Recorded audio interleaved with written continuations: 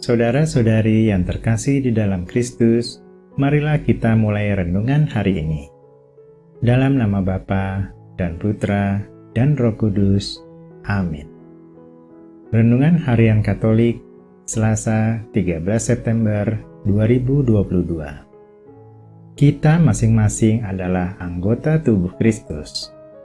Bersyukur menerima anugerah karena kebaikan Tuhan. Bacaan pertama. Bacaan dari surat pertama Rasul Paulus kepada jemaat di Korintus. Saudara-saudara, sebagaimana tubuh itu satu, meskipun anggotanya banyak, dan semua anggota itu, sekalipun banyak, merupakan satu tubuh saja. Demikian pula Kristus. Sebab kita semua telah dibaptis dalam satu roh, menjadi satu tubuh, dan juga diberi minum dari satu roh. Entah kita orang Yahudi, entah bukan Yahudi, entah budak, entah orang merdeka. Sebab tubuh tidak terdiri atas satu anggota saja, tetapi atas banyak anggota. Kalian semua adalah tubuh Kristus, dan masing-masing adalah anggotanya. Dan Allah telah menentukan beberapa orang di dalam jemaat.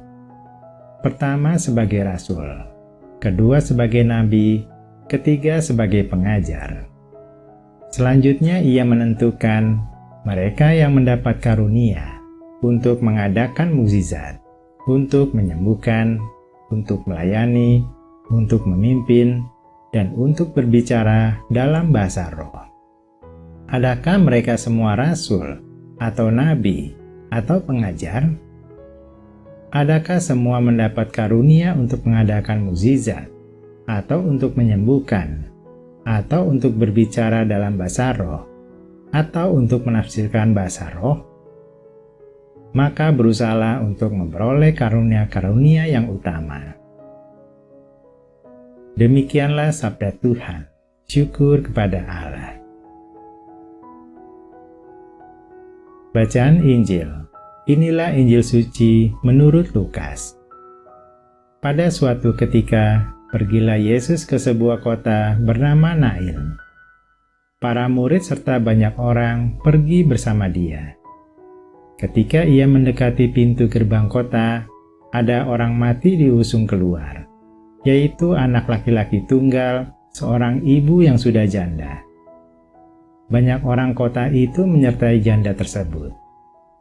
Melihat janda itu, tergeraklah hati Tuhan oleh belas kasihan. Lalu Tuhan berkata kepadanya, "Jangan menangis." Dihampirinya usungan jenazah itu dan disentuhnya. Maka para pengusung berhenti. Tuhan berkata, "Hai pemuda, aku berkata kepadamu, bangkitlah." Maka bangunlah pemuda itu, duduk dan mulai berbicara. Yesus lalu menyerahkannya kepada ibunya. Semua orang itu ketakutan, dan mereka memuliakan Allah sambil berkata, "Seorang nabi besar telah muncul di tengah-tengah kita, dan Allah telah mengunjungi umatnya." Maka tersiarlah kabar tentang Yesus ke seluruh Yudea dan ke seluruh daerah sekitarnya. Demikianlah sabda Tuhan. Terpujilah Kristus.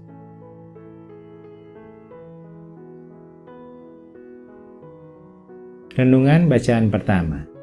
Kita masing-masing adalah anggota tubuh Kristus. Kesatuan tubuh yang solid. Tubuh kita terdiri dari bagian-bagian yang unik, khas, berbeda bentuk dan fungsinya. Peran dan fungsi masing-masing anggota tubuh itu baru bisa dirasakan apabila ditempatkan dalam kesatuan tubuh.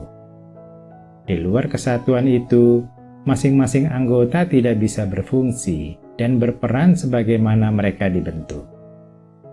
Kesatuan tubuh itu sedemikian solidnya, sampai-sampai ketika gigi kita berlubang, terasa nyeri, bahkan kepala kita juga ikut pusing, dan pada akhirnya seluruh anggota tubuh terganggu aktivitasnya. Kita anggota tubuh Kristus. Kita masing-masing adalah anggota tubuh Kristus. Ada yang diberikan fungsi khusus dalam rangka kesatuan jemaat. Tetapi tidak dapat dikatakan bahwa karunia yang satu lebih bernilai dibandingkan karunia yang lain. Paulus mengingatkan bahwa kita bisa berfungsi sebagai tubuh Kristus hanya bila kita menyadari kebergantungan dan kesatuan dengan bagian tubuh yang lain. Kita, kesatuan jemaat, harus bekerja sama dengan sinergis karena Dia yang kita layani. Kesatuan di masyarakat. Kesatuan kerjasama ini juga berlaku di dalam keluarga, di pekerjaan, masyarakat, negara, bahkan dunia. Jika setiap anggota keluarga atau masyarakat kompak mau bekerja sama, niscaya semua permasalahan bersama dapat diselesaikan untuk kebaikan bersama. Renungan Bacaan Injil. Bersyukur menerima anugerah karena kebaikan Tuhan. Yesus membangkitkan anak muda di Nain. Ada seorang pemuda di Nain yang secara kasat mata dianggap tidak layak memperoleh perhatian.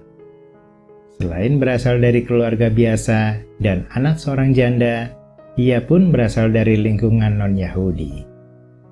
Tetapi semuanya ini tidak menghalangi Yesus untuk menyatakan perhatiannya.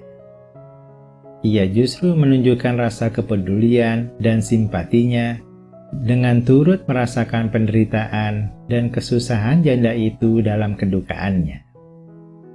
Dalam peristiwa ini, tindakan Yesus membangkitkan orang mati bukan karena permintaan, tetapi karena inisiatif Yesus sendiri. Berarti peristiwa ini menunjukkan bahwa anugerah diberikan semata-mata karena kebaikan Tuhan, bukan karena kelayakan seseorang. Bersyukur kita dilayakkan. Keselamatan pun adalah anugerah yang dinyatakannya kepada kita yang percaya kepadanya.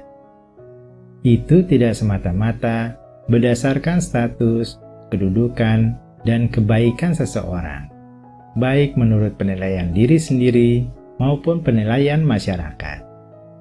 Kita harus memanjatkan puji syukur kepadanya karena telah dilayakkan menerima anugerahnya, karena sesungguhnya kita tidak layak di hadapannya. Marilah kita yang telah menerima anugerahnya menyatakan syukur melalui hidup dengan memuliakan namanya. Marilah kita berdoa.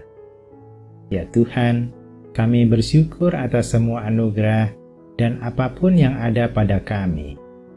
Maafkanlah kami jika kadang kami tidak menyadari berkat itu. Sebagai anggota tubuh-Mu, kami mau berperan aktif menjalankan tugas yang dipercayakan dari-Mu. Amin. Dalam nama Bapa dan Putra dan Roh Kudus. Amin.